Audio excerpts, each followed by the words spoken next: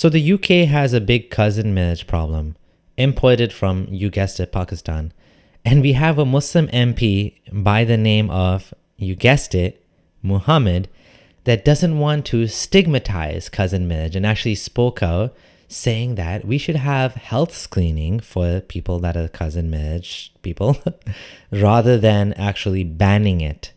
Now, why would you want to not ban cousin marriage when the harms are so clear, so obvious, and there's like literally no good reason for it? It's inbreeding. That's what it is. Why do we want to allow inbreeding? Why does a UK taxpayer have to pay the bill for this repeated cousin marriage problem, which is actually a big problem in the UK? Well, because I guess they want to marry their cousins.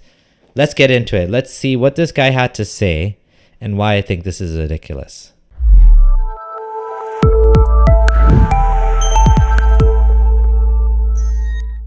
So to begin, I'm your friendly ex-Muslim. I talk about Islam and the issues related to it. This guy, he's defending cousin marriage probably because it's part of his religion. As you know, in Islam, Muhammad married his cousin. And I made a video all about how Zakir Naik defended cousin marriage, but he actually admitted it's bad, but then tried to make up a hadith to say that actually Muhammad didn't allow it over and over again. I agree that there are medical genetic problems in various ways. But this report is there when you have continuously generation after generation. And our beloved Prophet, that according to Dr. Ahmad Sakari says, the Prophet said, do not marry against first cousins generation after generation. If you do it once or twice, it is no problem.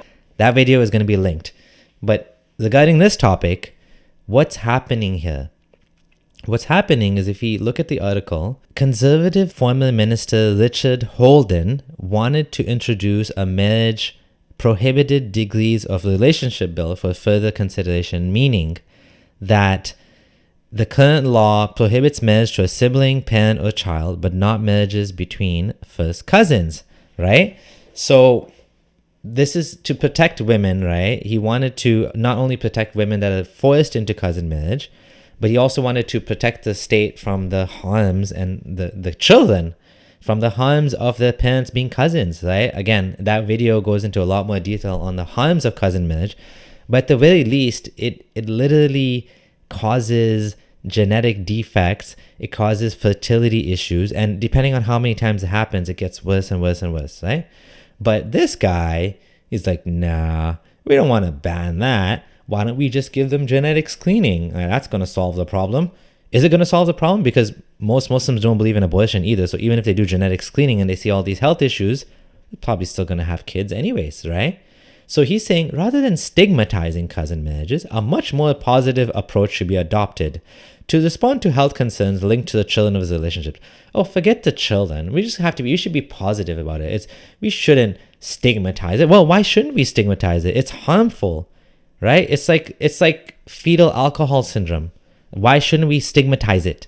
Why shouldn't we stigmatize smoking when pregnant? We should stigmatize all these things. These things are bad for humanity, bad for the children, bad for society, right? And who covers the bill? The UK taxpayer, right?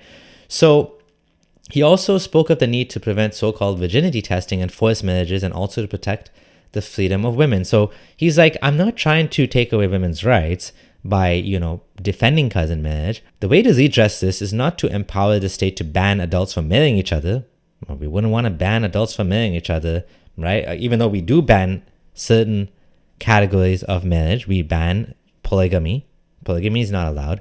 We ban child marriage. So why don't we ban cousin marriage, right? He's like, I don't think it'd be effective or enforceable. Well, it would be a start.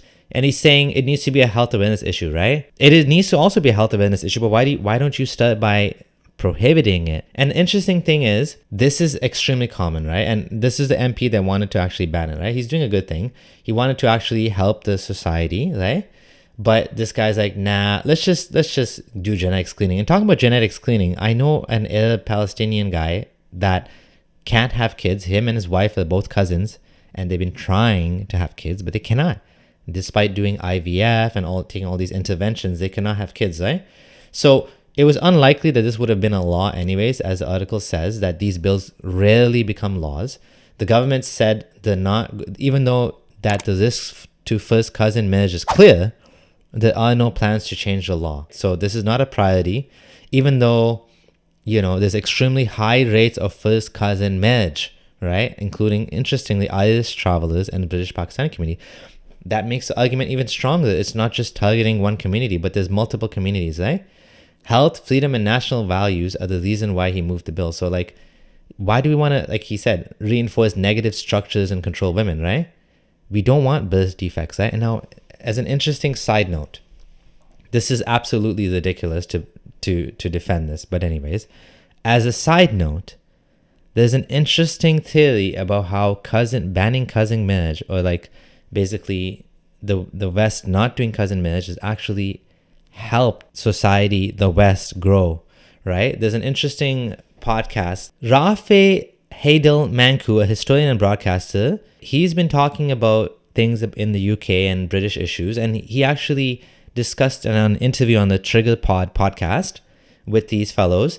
He quotes Harvard's Professor Joe Heinrich, who said that the Western mind evolved differently and was a global anomaly because of the 9th century Western Catholic Church's ban on cousin marriage. Up to that point, the structure of societies across the globe was defined by kinship clans. Large extended families where your first, second, and third, fourth cousins were part of the family's brothers and sisters. These clan societies were based on nepotism, obedience to authority, and conformity. Strangers were regarded with distrust and hostility. In the West, the ban on marriage between certain degrees of consanguinity resulted in the birth of a nuclear family which didn't exist elsewhere. Today, 75% of the world still has cousin marriage. According to Heinrich, approximately 90% of the world doesn't have the same notion of the exclusive nuclear family that we had. The birth of the Western nuclear family, devoid of its external connections to clanship, directly led to the emergence of individuality and innovation.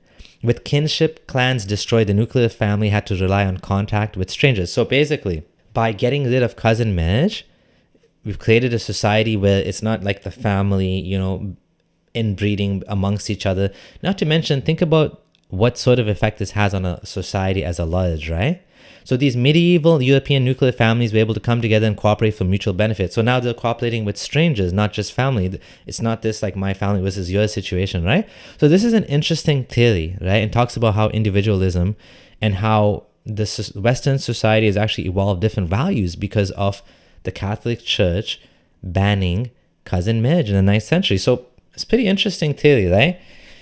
What I do know is that this cousin marriage, which is actually a bad thing, is still practiced among Muslims at high rates, mainly probably because Muhammad did it. He married his first cousin Zainab.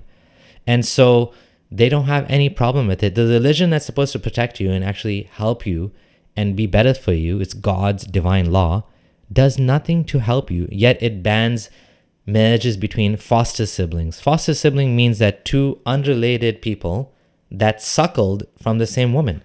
They're completely unrelated. There's no genetic issues, yet that marriage is banned in Islam.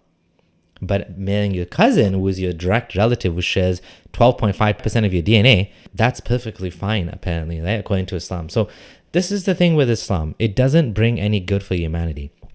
Unfortunately, we have these people that are from the Dark Ages that want to bring us back to the Dark Ages, want to keep us in the Dark Ages because of the customs that they have these customs that are no good to anyone, but it's their customs, right? It's their values. And unfortunately, because the so-called perfect man did it, it's hard to get rid of these things, right? And so you end up with cognitive dissonance where they want to say, well, it's okay if you do it once in a while. It's not okay. You double the risk of issues, certain types of issues, with cousin marriage. Check the other video on cousin marriage for more details on Zakir Naik and how he invented a hadith in order to defend cousin marriage and defend his prophet. Anyways, that's all I have. Thanks for watching. This is your friendly ex-Muslim Abdullah Samir signing out. Don't forget to subscribe if you're new here. Join the Patreon if you'd like to support me. And of course, stay away from Islam.